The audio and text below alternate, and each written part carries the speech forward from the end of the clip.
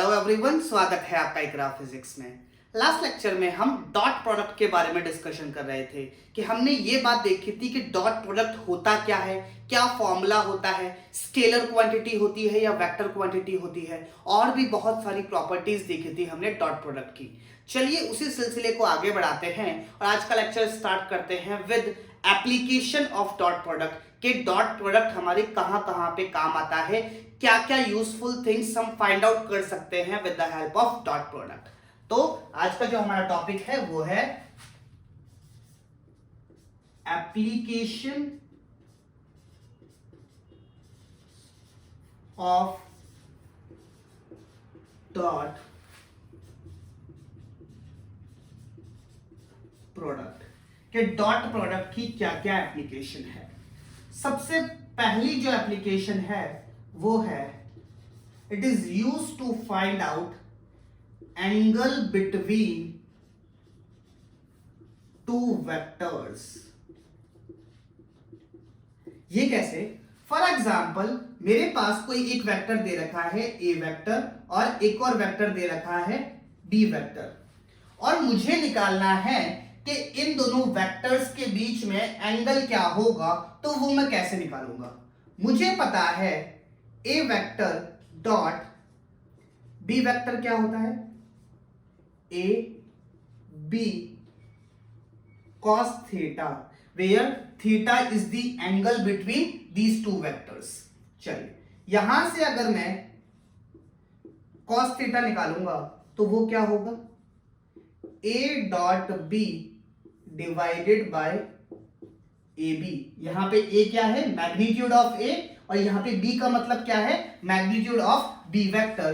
तो इस फॉर्मूले की हेल्प से मैं angle between A and B निकाल सकता हूं आराम से। चलिए एक सवाल सॉल्व करते हैं जिससे थोड़ी क्लैरिटी आएगी।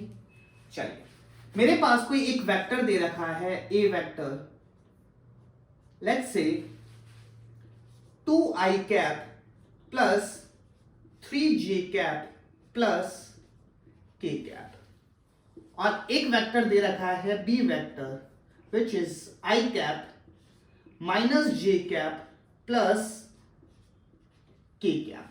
इस तरीके से मुझे दो वेक्टर्स दे रखे हैं और मुझसे पूछा है find angle between A vector and B vector. मुझसे एंगल पूछा है A vector and B vector के बीच में। तो cos थीटा का फॉर्मूला क्या होता है? cos थीटा होता है A dot B divided by A का मैग्नीट्यूड एंड बी का मैग्नीट्यूड। तो सबसे पहले मुझे निकालना पड़ेगा ए का मैग्नीट्यूड और बी का मैग्नीट्यूड। तो ए का मैग्नीट्यूड कितना होगा, रूट ऑफ 2 का स्क्वायर विच इज 4 प्लस 3 का स्क्वायर विच इज 9 प्लस 1 का square which is 1। 9 plus 4 is 13, 13 plus 1 is 14। तो a का जो मैग्नीट्यूड आया वो आया रूट 14। चलिए b का मैग्नीट्यूड क्या होगा, रूट ऑफ 1 का स्क्वायर प्लस माइनस 1 का स्क्वायर प्लस 1 का स्क्वायर। तो ये कितना हो जाएगा, रूट 3। तो a और b के मैग्नीट्यूड की वैल्यू तो आ गई। अब मुझे निकालना है a dot B. a dot B कल निकालना सीखा था हमने कंपोनेंट फॉर्म में। x को x से मल्टीप्लाई करो, मतलब i कैप के कोफिशिएंट को i कैप के कोफिशिएंट से मल्टीप्लाई करो। 2 into 1 is 2 plus 3 into minus 1 is minus 3 plus 1 into 1 is 1। तो ये कितना हो गया, 2 plus 1 is 3 and this is minus 3। तो ये आ गया 0। तो a डॉट बी तो मेरे पास आ गया 0। तो cos थीटा में क्या लिखूंगा, a dot B divided by A B. a dot B तो आया मेरे पास 0 डिवाइडेड बाय a आया रूट 14 और ये आया रूट 3। तो बेसिकली यहां से cos थीटा की वैल्यू कितनी आई, 0। और cos थीटा 0 कब होता है, जब मेरा थीटा की वैल्यू कितनी होती है, 90 डिग्री। तो यहां से थीटा की वैल्यू कितनी आ जाएगी, 90 डिग्री। तो इस तरीके से हम थीटा की वैल्यू या फिर एंगल बिटवीन टू वेक्टर्स निकाल सकते हैं। I hope this thing is clear to you. चलिए एक और सवाल करते हैं।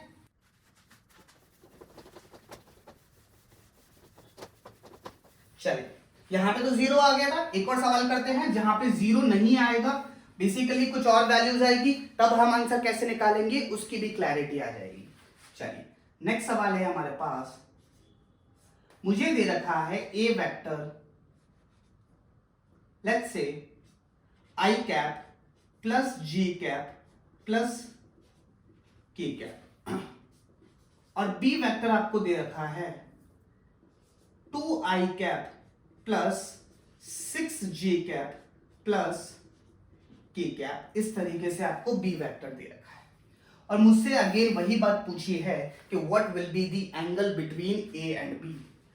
सबसे पहले ए का मैग्नीट्यूड कितना होगा, रूट ऑफ 1 का स्क्वायर प्लस 1 का स्क्वायर प्लस 1 का square it is equals to √3। B का मैग्नीट्यूड कितना होगा, रूट ऑफ 2 का स्क्वायर विच इज 4 प्लस 6 का स्क्वायर विच इज 36 प्लस 1 का square which is 1, 36 plus 1 is 40, 40 and plus 1 is √41।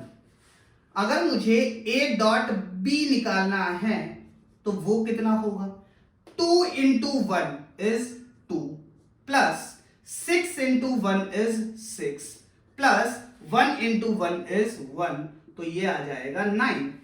अब मुझे निकालना है एंगल बिटवीन वेक्टर्स, तो cos थीटा क्या होता है, A vector dot B vector divided by A का magnitude and multiply by B का मैग्नीट्यूड। ए डॉट बी की वैल्यू आई 9 डिवाइडेड बाय ए का मैग्नीट्यूड आया √3 और बी का मैग्नीट्यूड आया √41।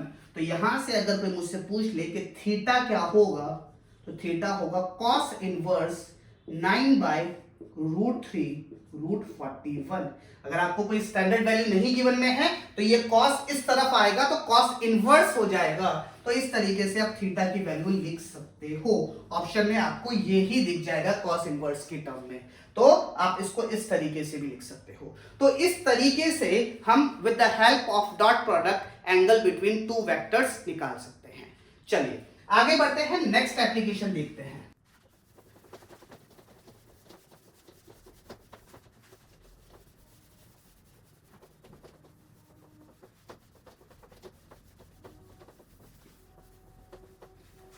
चलिए नेक्स्ट जो एप्लीकेशन है, सेकंड एप्लीकेशन, वो फर्स्ट एप्लीकेशन का ही एक्सटेंडेड पार्ट आप मान सकते हो। और जो नेक्स्ट एप्लीकेशन वो है कंडीशन फॉर ऑर्थोगोनैलिटी। ऑर्थोगोनल मतलब 90 डिग्री या फिर परपेंडिकुलर। बेसिकली कई बार सवाल में आपको ये बात गिवन में होती है कि दो वेक्टर्स है वो आपस में परपेंडिकुलर है या ऑर्थोगोनल है। ऑर्थोगोनल मतलब परपेंडिकुलर है, तो कुछ वैल्यूज आपसे पूछ लिया करता है, इस तरीके के सवाल भी बनते हैं। तो अगर मेरे पास कोई एक वेक्टर दे रखा है ए वेक्टर और एक वेक्टर दे रखा है बी वेक्टर, और ये बोल रखा है कि इन दोनों के बीच में जो एंगल है वो है 90 degree, it means that both the vectors are perpendicular to each other. तो क्या कंडीशन होगी, तो अगर मैं ए डॉट बी निकालूं तो क्या होगा, ए बी cos 90, और cos 90 क्या होता है 0। तो यहां से मैं ये बात लिख सकता हूं कि a dot B will be equals to 0। a dot B will be equals to 0। So ये मेरी कंडीशन होती है फॉर ऑर्थोगोनल वेक्टर्स या फिर कंडीशन फॉर परपेंडिकुलर वेक्टर्स। चलिए अब देखते हैं इसके ऊपर सवाल किस तरीके से बनते हैं। पहला सवाल कि मेरे पास कोई एक वेक्टर दे रखा है A vector 2i cap plus 3j minus k, और कोई b वेक्टर दे रखा है mi plus j plus k। यहां पे आपको m नहीं गिवन में है, m कोई भी एक वैल्यू हो सकती है, और वही आपसे सवाल में पूछी है। सवाल कुछ इस तरीके से फ्रेम्ड है कि find the value of m if a vector is perpendicular to b vector। जहां कहीं पे आपको दिख जाए कि कोई भी दो वेक्टर आपस में परपेंडिकुलर है, आपके दिमाग में यह ख्याल आना चाहिए कि इन दोनों का जो डॉट प्रोडक्ट होगा वो 0 होगा। तो यहां पे मैं ये बात बोल सकता हूं कि a dot B will be 0। अब a डॉट बी 0 होगा तो सबसे पहले निकाले तो सही कि a डॉट बी होगा कितना, तो वो कितना होगा 2 into M, 2m, 3 into 1 plus 3, minus 1 into 1 minus 1, it should be equals to 0। तो ये कितना हो गया 2m प्लस 2 इक्वल्स टू 0। तो m की वैल्यू कितनी आ जाएगी -2/2 विच इज इक्वल्स टू -1। तो यहां से आप m की वैल्यू निकाल सकते हो। तो m की वैल्यू यहां पे कितनी आ जाएगी -1। चलिए एक सवाल आपके लिए होमवर्क के लिए, कोई आपको a वेक्टर दे रखा है 2i minus j plus pk, और b वेक्टर दे रखा है i minus j minus k। वही बात है कि a vector is perpendicular to b vector, then find the value of p। ये आपके लिए होमवर्क है, अब इसको ट्राई कीजिएगा और कमेंट सेक्शन में इसका आंसर दीजिएगा। चलिए एक और सवाल सॉल्व करते हैं, थोड़े अच्छा सवाल सॉल्व करते हैं। अच्छा सवाल क्या है, फॉर एग्जाम्पल अगर मुझे कोई एक वेक्टर दे रखा है a वेक्टर, एंड ये वेक्टर क्या है, let's say i plus j plus k, ठीक है, और आपको एक b वेक्टर भी दे रखा है 2i minus j plus k। इस तरीके से आपको दो वेक्टर्स दे रखे हैं, और ये बात बोल रखी है कि find lambda for which a lambda plus b is perpendicular to a vector। बात समझ है कि मुझे लैम्डा की वो वैल्यू निकालनी है जिसके लिए a lambda plus v is perpendicular to a। Basically यहां पे क्या हो रहा होगा कि a लैम्डा प्लस b कोई एक वेक्टर होगा और वो a के परपेंडिकुलर होगा, तो यहां पे लैम्डा की वैल्यू मुझे निकालनी है। तो सबसे पहले मेरा टारगेट क्या होगा कि मैं a लैम्डा प्लस b निकालूं, और उससे पहले मेरा टारगेट क्या होगा कि सबसे पहले मैं a लैम्डा निकालूं। तो a लैम्डा कितना होगा सबसे पहले देखते हैं। बेसिकली a जो वेक्टर है इसके अंदर लैम्डा मल्टीप्लाई हो जाएगा, lambda i plus j plus k। तो ये क्या हो जाएगा, lambda i plus lambda j plus lambda k। अब मुझे निकालना है a vector lambda plus b vector. Let's से ये कोई एक वेक्टर है c वेक्टर। अब a लैम्डा क्या है, ये वेक्टर। अब मुझे इसमें ऐड करना है b वेक्टर, तो i का कोफिशिएंट i के कोफिशिएंट के साथ ऐड होगा, तो 2 plus lambda i minus 1 plus lambda, या फिर lambda minus 1 j plus lambda plus 1 k, lambda plus 1 k। ये मेरे पास आया a लैम्डा प्लस 1, और ये जो वेक्टर है ये परपेंडिकुलर है ए वेक्टर के, या फिर ऐसे कह सकते हो कि C vector is perpendicular to A vector. और जब सी वेक्टर ए वेक्टर के परपेंडिकुलर है तो क्या मैं ये बात बोल सकता हूं कि सी वेक्टर का डॉट प्रोडक्ट ए वेक्टर के साथ 0 आएगा।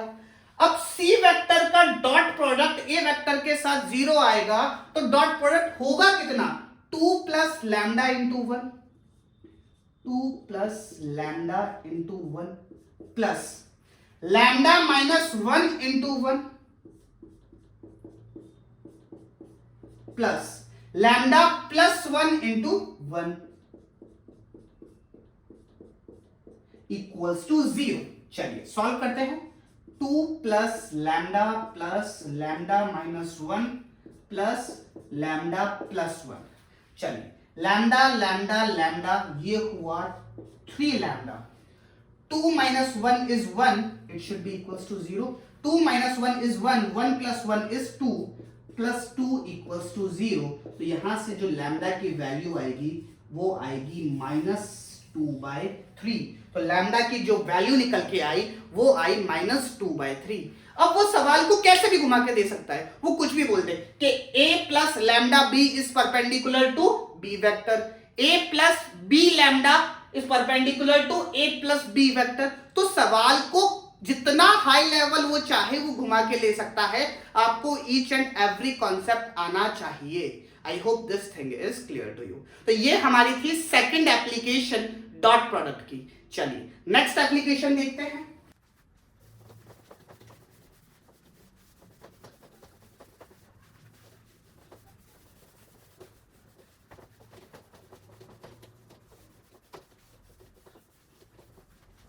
चलिए नेक्स्ट एप्लीकेशन है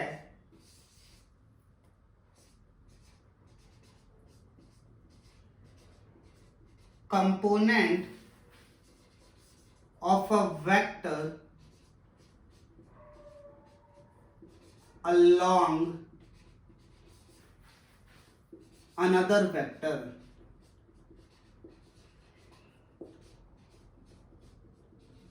इसकी एक हेडिंग और बन सकती है, वो है projection of a vector on another vector. Projection of a vector on another vector. चलिए देखते हैं किस तरीके से चीजें सॉल्व होगी। बेसिकली ये चीज आप पढ़ चुके हो। कहां पढ़ चुके हो? जब आपने वेक्टर रिजोल्यूशन सीखा था तब की बात करते हैं कि फॉर एग्जांपल कि ये कोई एक वेक्टर है ए वेक्टर, ये एंगल है थीटा, ये मेरी एक्स एक्सिस और ये मेरी वाई एक्सिस। अगर मैं आपसे ये पूछूं कि component of A vector along x axis, तो क्या आप निकाल सकते हो क्या? तो आप क्या बोलोगे कि it will be A cos theta.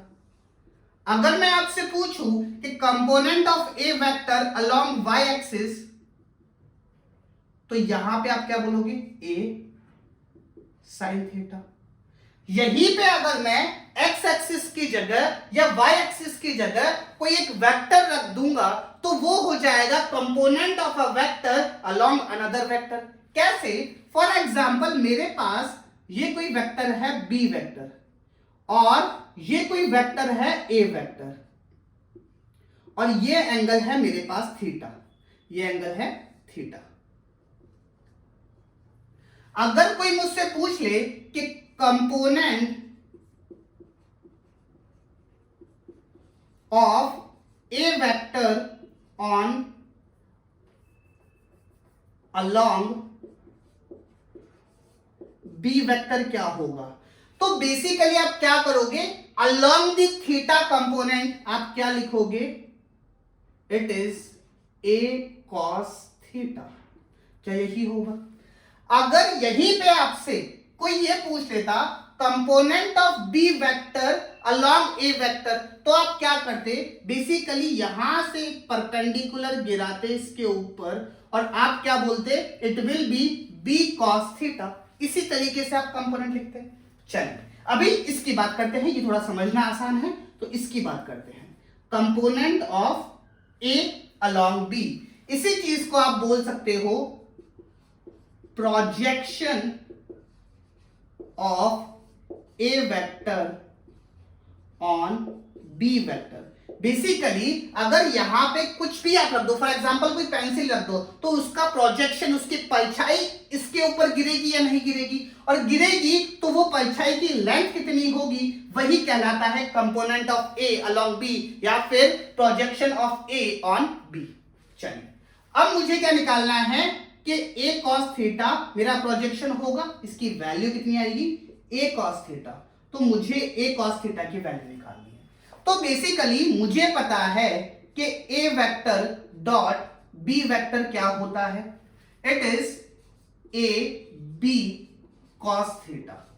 मुझे किसकी वैल्यू निकालनी है, मुझे निकालनी है a cos थीटा की। तो क्या मैं इस b को यहां ला सकता हूं, तो a cos थीटा कितना हो जाएगा, a vector dot b vector divided bye b vector. क्या आप b vector divided bye b का मैग्नीट्यूड, इसको मैं b का मैग्नीट्यूड भी लिख सकता हूं, तो b vector divided bye b का मैग्नीट्यूड, तो क्या मैं इसको b का यूनिट वेक्टर लिख सकता हूं या नहीं। तो projection of a on b क्या आया, a वेक्टर डॉट b का यूनिट वेक्टर। जिस वेक्टर का प्रोजेक्शन ले रहे हैं वो पूरा वेक्टर, और जिस वेक्टर के ऊपर प्रोजेक्शन ले रहे हैं उसका यूनिट वेक्टर, ये कहलाता है projection of A on B. अगर इतनी बातें समझ नहीं आती है तो सिंपल सी बात, a cos theta will be the projection. आप a डॉट b से a cos थीटा निकाल सकते हो, वही प्रोजेक्शन की वैल्यू हो जाएगी। अदरवाइज अगर याद करना है तो कैसे याद करोगे कि जिस वेक्टर का प्रोजेक्शन ले रहे हो वो पूरा वेक्टर, और जिस वेक्टर के ऊपर प्रोजेक्शन ले रहे हो उसका unit vector, that will be projection of A on B. चलिए अगर कोई मुझसे यहां पे पूछ लेता that what will be projection of B on A, कि बी का प्रोजेक्शन ए के ऊपर क्या होगा, अगर कोई मुझसे ये बात पूछ लेता तो मैं कैसे लिखता। बेसिकली ये मेरे पास कोई बी वेक्टर था और ये मेरे पास कोई ए वेक्टर था, तो बी का ए के ऊपर प्रोजेक्शन के लिए मैं क्या करूंगा, यहां पे एक परपेंडिकुलर लाइन खींचूंगा और वो जो प्रोजेक्शन आएगा वो आएगा बी कॉस थीटा। हम सबको पता है कि अलोंग द थीटा जो कंपोनेंट आता है वो आता है कॉस, तो इसके अलोंग जो कंपोनेंट आएगा वो आएगा कॉस कंपोनेंट, तो प्रोजेक्शन कितना आएगा, बी कॉस थीटा। यहां से अगर मैं a डॉट बी की वैल्यू निकालूं तो वो क्या आएगा, a b cos थीटा। और अगर मुझे b cos थीटा की वैल्यू निकालनी है तो ये a नीचे आ जाएगा, तो a dot b divided by a vector divided by a का मैग्नीट्यूड, तो क्या मैं इसको a cap dot b vector लिख सकता हूं। और मुझे पता है कि डॉट प्रोडक्ट कॉम्यूटेटिव होता है, तो क्या मैं इसको b वेक्टर डॉट a का यूनिट वेक्टर लिख सकता हूं या नहीं। अगेन जिस वेक्टर का प्रोजेक्शन लेना है वो पूरा वेक्टर डॉट जिस वेक्टर के ऊपर प्रोजेक्शन लेना है उसका यूनिट वेक्टर, तो projection of B on A क्या आएगा, B vector dot A vector. इस तरीके से आप प्रोजेक्शन निकाल सकते हो। I hope this thing is clear to you. चलिए एक सवाल सॉल्व करते हैं जिससे थोड़ी क्लैरिटी आएगी।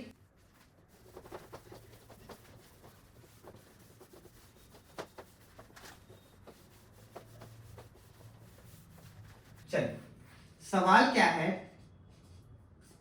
ए वेक्टर आपको दे रखा है I cap plus J cap plus K cap, और बी वेक्टर आपको दे रखा है I cap minus 2 J cap plus K cap.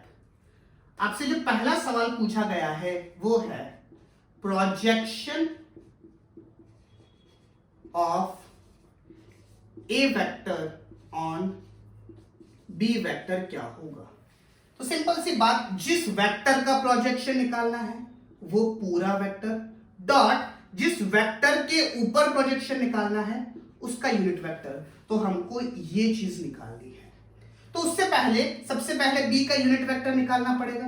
B का यूनिट वेक्टर क्या होता है, B vector divided by B. B vector क्या दे रखा है, I minus 2j plus K divided by B, मतलब इसका मैग्नीट्यूड 1 का स्क्वायर 1 माइनस 2 का स्क्वायर 4 प्लस 1 का स्क्वायर 1। तो ये कितना हो जाएगा, आई minus 2j plus K divided by √6। तो ये आ जाएगा मेरे पास बी का यूनिट वेक्टर। मुझे क्या निकालना है, ए वेक्टर डॉट बी का यूनिट वेक्टर। चलिए देखते हैं। ए वेक्टर क्या है, ये रहा, और बी का यूनिट वेक्टर इसको आप इस तरीके से भी लिख सकते हो, I cap divided by √6 minus 2 by √6 J cap plus 1 by √6 K cap. चलिए इस वेक्टर के साथ डॉट प्रोडक्ट करना है। तो 1 into √6 is 1 by √6, 1 into minus 2 by √6 is minus 2 by √6 plus 1 into 1 by √6 is 1 by √6। तो ये क्या बन जाएगा, 1 प्लस 1 इज 2, 2 माइनस 2 इज 0। तो इनका डॉट प्रोडक्ट क्या आ जाएगा, 0, और डॉट प्रोडक्ट 0 आ जाएगा तो projection of A on B will be 0। तो इसका इसके ऊपर कोई प्रोजेक्शन होगा ही नहीं। मतलब समझ में आ रहा है इसका क्या हुआ, कि इस वेक्टर के अलोंग कोई कंपोनेंट ही नहीं आएगा। तो क्या मैं कहीं ना कहीं ये बात बोल सकता हूं क्या कि ये वेक्टर और ये वेक्टर आपस में परपेंडिकुलर है? परपेंडिकुलर है, ये बात कैसे निकाल सकते हो, इन दोनों का डॉट प्रोडक्ट निकालो। 1 into 1 is 1, 1 into minus 2 is minus 2 plus 1। तो क्या ये 0 आया, और 0 आया तो मतलब एक वेक्टर ऐसे है तो दूसरा वेक्टर ऐसे है, और जब वेक्टर्स ऐसे है तो इसका इसके अलोंग कंपोनेंट कैसे आएगा, cos 90 इज 0, तो कोई कंपोनेंट आएगा ही नहीं। तो ये बात यहां पे क्लियर होती है, और आप इस चीज को डॉट प्रोडक्ट की हेल्प से वेरीफाई भी कर सकते हो। अच्छा, अगर कोई आपसे पूछ लेता कि what will be projection of B on A, तो आप क्या करते, सबसे पहली बात, नेक्स्ट सवाल क्या है कि projection of B vector on A vector. आपके मन में आ रहा होगा कि जिस वेक्टर का प्रोजेक्शन निकालना है वो पूरा वेक्टर, जिस वेक्टर के अलोंग निकालना है उसका यूनिट वेक्टर। लेकिन इतना सब करने की जरूरत क्या है, जब ये दोनों वेक्टर्स आपस में परपेंडिकुलर है तो इसका कोई प्रोजेक्शन इसके ऊपर नहीं आएगा, इसका कोई प्रोजेक्शन इसके ऊपर नहीं आएगा। तो अगेन इसकी वैल्यू भी कितनी आएगी, 0। तो इस तरीके से आप किसी भी एक वेक्टर का प्रोजेक्शन निकाल सकते हो किसी दूसरे वेक्टर पे। ये सवाल कहां काम आएंगे, जो अपन सर्कुलर मोशन पढ़ रहे होंगे, वहां पे रेडियस हम निकाल रहे होंगे, तो यहां पे कुछ वेलोसिटी होगी, नीचे की तरफ एक्सेलरेशन होगा, तो component of v along a वहां पे हम निकाल रहे होंगे। तो इस तरीके से हम सवालों को सॉल्व कर रहे होंगे। ये सब चीजें आगे जाके आपकी पूरी फिजिक्स में कहीं ना कहीं काम आएगी। ओके, सो ये था हमारा डॉट प्रोडक्ट। यहाँ पे हमारा डॉट प्रोडक्ट कंप्लीट होता है। हमने एक एक चीज को बिल्कुल डिटेल में सीखा है कि क्या होता है डॉट प्रोडक्ट, क्या प्रॉपर्टीज होती है कि scalar quantity, commutative, distributive, self dot product. Properties के बाद हमने एप्लीकेशन देखी कि किस तरीके से हम डॉट प्रोडक्ट की हेल्प से एंगल बिटवीन वेक्टर्स निकाल सकते हैं, किस तरीके से कंडीशन फॉर ऑर्थोगोनल वेक्टर्स हम निकाल सकते हैं, किस तरीके से किसी एक वेक्टर का प्रोजेक्शन दूसरे वेक्टर के ऊपर हम निकाल सकते हैं। ये सारी चीजें हमने डॉट प्रोडक्ट के ऊपर सीखी और हमारा डॉट प्रोडक्ट आज यहीं पे कंप्लीट होता है। कल के लेक्चर में हम स्टार्ट करेंगे cross product. Okay, so that's it from my side for today. Thank you so much everyone.